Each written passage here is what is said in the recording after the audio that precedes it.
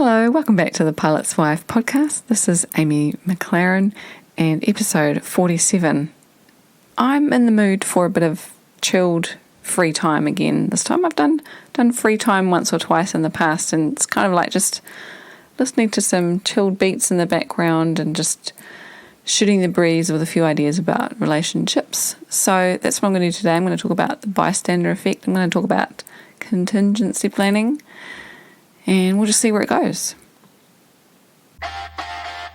So here's the question. For those of us who don't have a picture-perfect relationship, who don't put our highlights reel on social media and pretend it's all rosy, where can I get some down-to-earth inspiration without any religious barriers?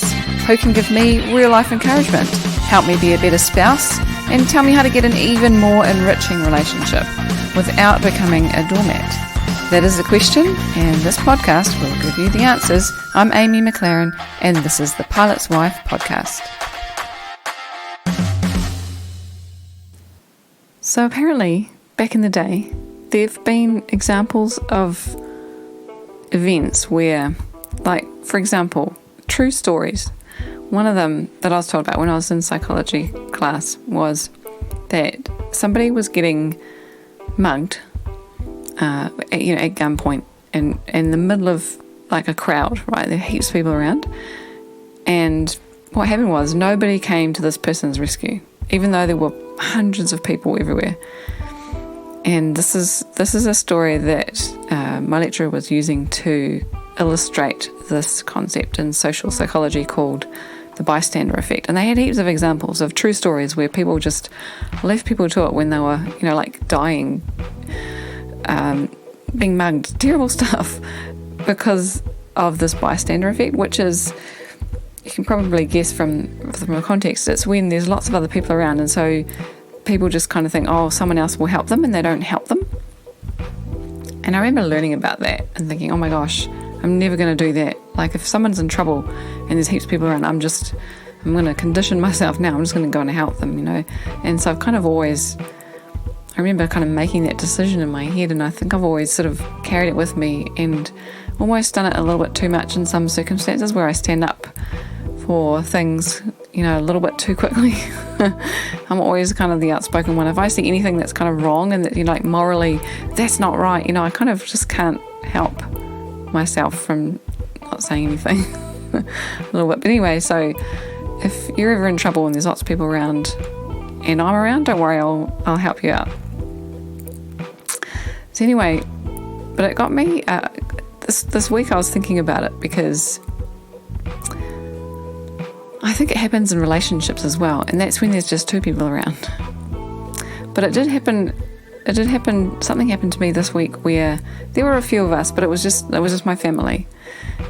And it was, my parents have this new dog that they kind of, it's a rescue dog that they wanted a dog, and they got a rescue dog, and they've got this dog that's in their house now, and it's been for about a month. And it's a big dog, and they're like old and not very strong people. And it tends to like kind of getting its teeth around your arm, like if you're patting it on the head or something, it just kind of moves its head around and tries to kind of bite you. And my father's like, it's play biting, and we have to really stop it. But, I can understand she's just kind of trying to play. She's still young and stuff. But my mum, poor lady, she's got this really thin skin. And, they're like in their 70s. And so every time this happens near my mum, she ends up with this hole in her arm from this dog's teeth, even though she's not really biting that hard, but it just goes right through mum's skin, and she gets these horrible wounds. And a few days ago, we visited them, and we've been in lockdown for the week in Auckland, and so I asked my parents if they would kind of join our bubble so that I could have a little bit of help looking after the kids, so I could do some work every now and then. And so we went and visited them, and I was trying to get my older daughter to kind of say hello to this dog, and they're kind of a bit scared. They kind of know what it's been doing to my mum, and anyway, they're kind of scared of big dogs anyway, and they're just not used to, they're not really exposed to dogs much. And so I was trying to get my older daughter to come kind of closer and try and sort of pat it or something, and my mum was holding the leash, holding this dog by the leash. And so I was kind of showing my daughter, like, look, can you just go? And you kind of pat her, and I was sort of going there with my hand and letting her sniff, and then she just turned her head all of a sudden and just went snap and got my mum's arm, and 2 holes just really quickly all of a sudden in her arm. And so by that time I'd kind of stepped back a bit again, but I rushed forward and I was like, right, out the door with you. And I just kind of pushed the door out, the dog outside, and sort of closed the door. And Mum kind of helped me, but she had a sore arm and stuff. And meanwhile my dad was standing there, like, kind of even behind me, further behind, just watching to see if my daughter would go and pat their dog. And when the dog bit Mum, he didn't even do anything. He just stayed silent, did nothing, and just hung back. And I just kind of thought, wow, like, that's a bystander effect, even for his wife, when his wife's been injured, and it's like there are other people around who can take care of it. And even he just let her go upstairs and sort herself out, and like, find bandages and stuff like that. And even my daughter went to try and help my mum.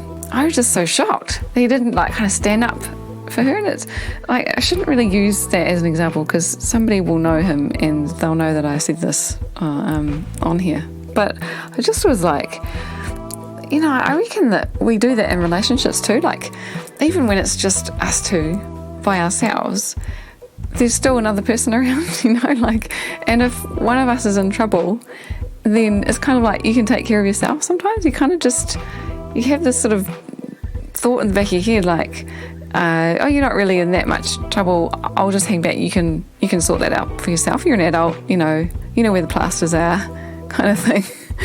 And I just think, like, what a difference it would make if in situations like that, we're over eager to help and, like, jump up, can let me get a plaster, like, really over caring in that situation. And how, I wonder how much more loved someone will feel when we really go overboard with trying to look after them if they hurt themselves or something like that.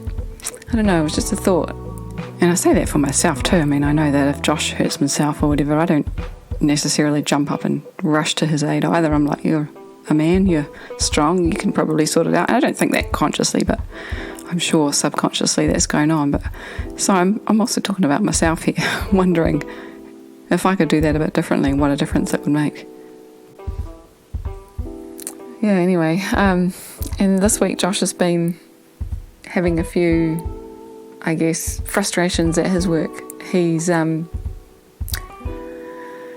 taking a break from being a pilot, obviously, and doing project management for a renovations company, and is having a few problems with there not being really any contingency when they quote for the project. So it kind of gets passed to him after the salespeople have done their job, and they're kind of trying to keep the costs down as much as they can, so they don't quote for a contingency. So then it gets handed to him, and then whenever there's a problem that comes up and they haven't been able to quote for it because either they didn't know or they quoted it wrong or something like that, then he's got to scrounge around trying to find other ways to save money, because it's like a fixed price contract, and he's kind of always in the between a rock and a hard place, trying to not there not be any extra costs, and so he's kind of like saying, we need a contingency in all these projects, especially renovations, where you don't know what you're going to get, when you bust a wall down or whatever. And again, I was thinking about it with my relationships lens and thinking, this lockdown week has been quite hard for us on our relationship too. Just no time to, even really talk, because during the day I really need to look after the kids, because Josh has to do his projects. They're still going on. They have one person on site at a time doing various building things, and so he can't just sort of put the phone down and not work, and so I'll be doing my work at night. So as soon as the kids are in bed, then I'm working, and we really just haven't been able to catch up much. And so if there's anything stressful that's going on, it's kind of hard to deal with it, because you're sort of just at the end of your rope. You haven't got any sort of leftovers.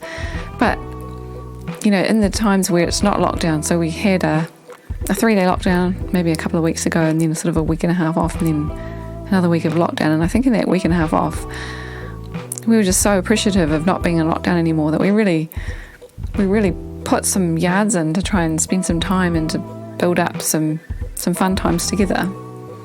And I think it really helped, because then when we went into lockdown again, even though we were drained, and I got quite tetchy at one point and Josh got quite tetchy, but it was kind of like water off a duck's back. It was upsetting at the time, but then, a few hours later or the next day, it was just gone. And it wasn't a problem, because when you get the opportunity to build each other up and to add niceness into our relationship, then, we really try to.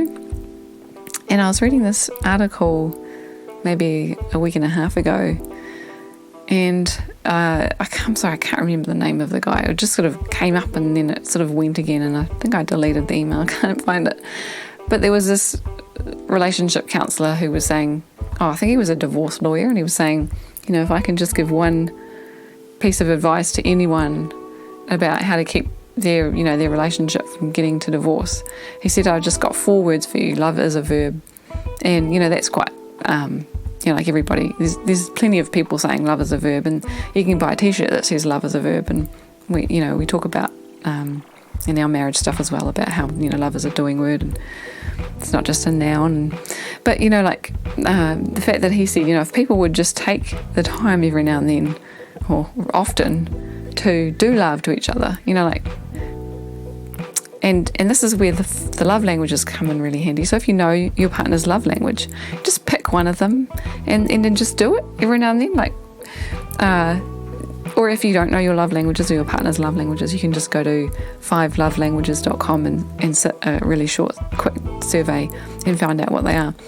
And just doing those things every now and then, you're kind of like adding to the bank account, and that it kind of like puts it in positive, so that when you have something unexpected that comes along, or a lockdown, or a hard sort of week or something like that, you've kind of got that kind of equity built up that you can kind of draw from, and it doesn't get too bad. Or if you're running on empty a lot, if you don't have any contingency, then anytime something hard comes up in your relationship, it just rubs you raw, and it makes it that much harder to rebound back from it. So I think contingencies can also apply in our relationships too. I think that's all I got for today. Just a couple of thoughts there.